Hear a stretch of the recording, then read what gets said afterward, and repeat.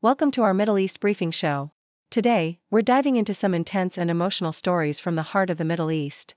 First up, a soldier from the IDF's Nahal Brigade, who served in Gaza, tragically took his own life at a military base in the Golan Heights. This marks the second such case this month, highlighting the mental health struggles faced by soldiers affected by ongoing conflicts. Support is being offered to his family as investigations continue. Next, we hear from Ilana Gritzwesky, a former hostage taken by Hamas during the October 7 attack. She bravely recounts her harrowing experience of sexual abuse and dehumanization during captivity. Her testimony sheds light on the systematic violence faced by hostages and calls for the immediate return of all captives. Her story is a stark reminder of the brutal atrocities committed during that attack. Finally, in Gaza, a heartbreaking incident unfolded as a water queue turned deadly. A Palestinian father mourns the loss of his son Abdullah, killed in an Israeli airstrike while waiting for water amid water shortages and a humanitarian crisis. The Israeli military admits a technical error caused civilian casualties, but the tragedy underscores the worsening situation in Gaza, with urgent calls for international intervention. Please continue to follow us for more detailed coverage. The Israeli media reports a tragic wave of loss and trauma among the country's soldiers and civilians amid ongoing conflicts. The IDF has confirmed the heartbreaking suicide of a soldier in the Golan Heights, who had previously fought in Gaza during the Israel-Hamas war. This marks the second such incident this month, highlighting the immense mental health struggles faced by military personnel. Daniel Adri, a 24-year-old soldier from Safed, took his own life after battling severe psychological scars from his combat experiences and the devastating loss of two childhood friends at the Nova Music Festival. His family advocates for a military funeral, emphasizing the ongoing pain and unresolved trauma that haunt many young soldiers, revealing a stark reality of mental health crises within the military ranks. Meanwhile, testimonies from former hostages and eyewitnesses shed light on the brutal sexual violence inflicted by Hamas terrorists during the October 7 attack. Ilana Gritzwesky, a survivor, recounted her harrowing captivity, describing how she was assaulted and degraded by her captors, with her testimony revealing a systematic pattern of sexual abuse committed by Hamas terrorists.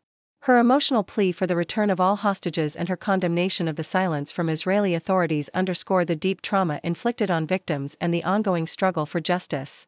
The detailed report, based on survivor testimonies and aid workers, provides the most comprehensive account to date of the atrocities committed, exposing a disturbing and systematic pattern of violence that has left lasting scars on those affected. Amidst this turmoil, the Gaza Strip faces a humanitarian crisis intensified by ongoing Israeli military strikes and a severe water shortage. A recent Israeli airstrike in Nuseirat camp tragically killed 10 civilians, including 6 children, as they queued for water amid dire conditions. Mahmoud Abdul Rahman Ahmed mourns his son Abdullah, who was killed while searching for water, criticizing the Israeli military for what he perceives as deliberate targeting of innocent civilians. The UN describes Gaza's water crisis as a human-made drought, with shortages worsening due to damaged infrastructure and ongoing conflict, leaving children and families to endure unimaginable hardship. International voices, including UN agencies and UNICEF, condemn the violence, calling for adherence to humanitarian laws and an end to the suffering of Gaza's civilians, who are caught in the crossfire of a relentless and devastating conflict.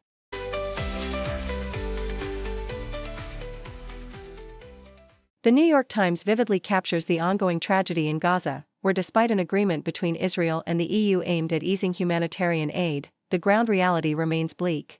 Egypt's foreign minister bluntly states that aid has not increased, and the situation is, nothing has changed, with the Israeli siege continuing to devastate Gaza's 2.3 million residents.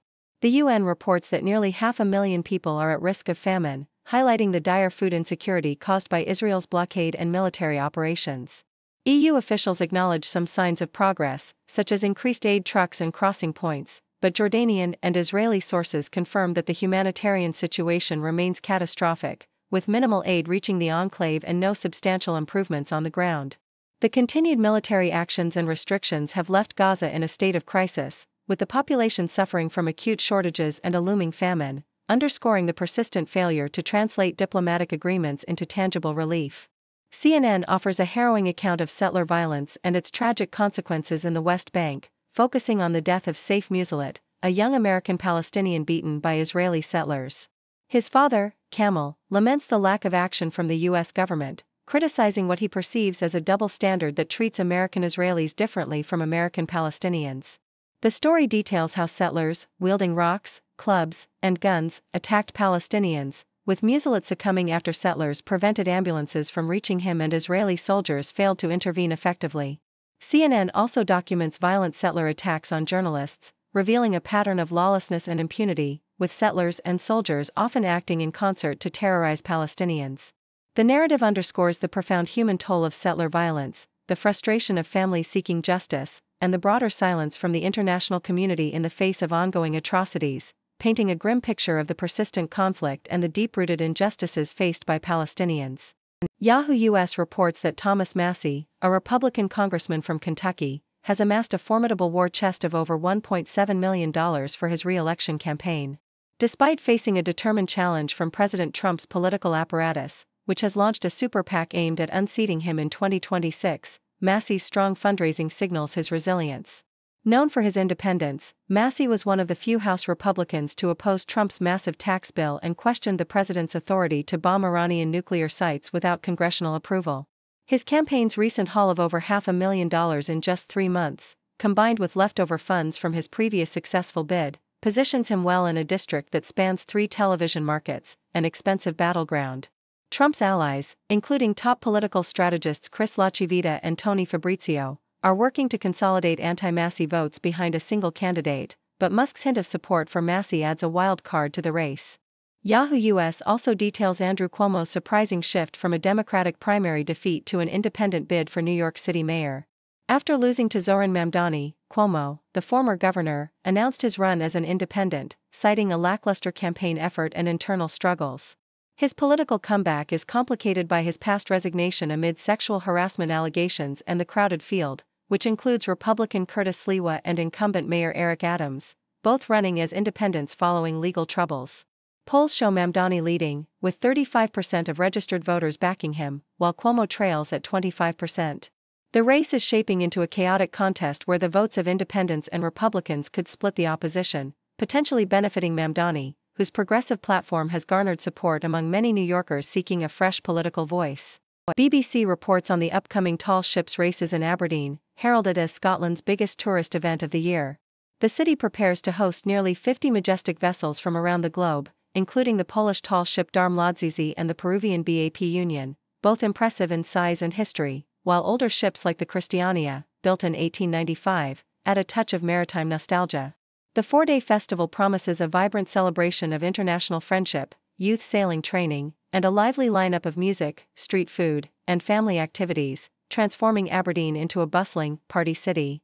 Thousands of visitors are expected to flock to the waterfront, where ships will be open for tours, and the streets will buzz with live performances from bands like Deacon Blue and Kaiser Chiefs. With extensive planning for transportation, road closures, and entertainment, the event aims to create an unforgettable maritime spectacle, attracting hundreds of thousands and showcasing Aberdeen's maritime heritage and community spirit.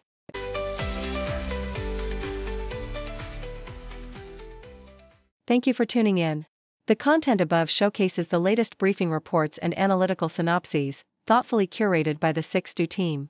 These insights stem from a wide array of reputable media outlets, think tanks, government sources, and specialized experts worldwide. We encourage you to explore these sources for a comprehensive perspective.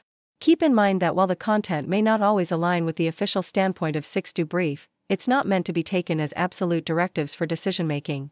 Comprising seasoned media professionals, learned scholars, and accomplished scientists, the 6Do team embodies a trailblazing, fully independent media entity. To customize 6Do Brief to meet your professional needs, you have the option to subscribe to a diverse array of briefings on our website, 6dobrief.com.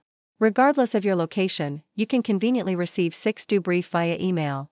Great dragon breaks ancient streets, leading change with modern beats. Cities rise and towers peak, new dawn breaking bold and sleek. From the Great Wall to Shanghai, progress moves as kites fly high.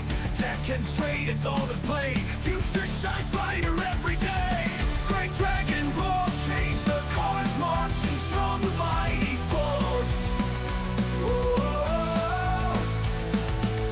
New era, new wave, fast-paced day, history made in full display. Politicians make their plea, voices blend in harmony. Policies for growth and peace. Ambitions never cease. Dreams of silk and digital, bridging gaps from old to new. Fortunes build and bonds renew. Nations strengthen, bold review. Traditions hold, but minds explore. East meets west and knowledge door. Complex world they navigate. China's power demonstrates.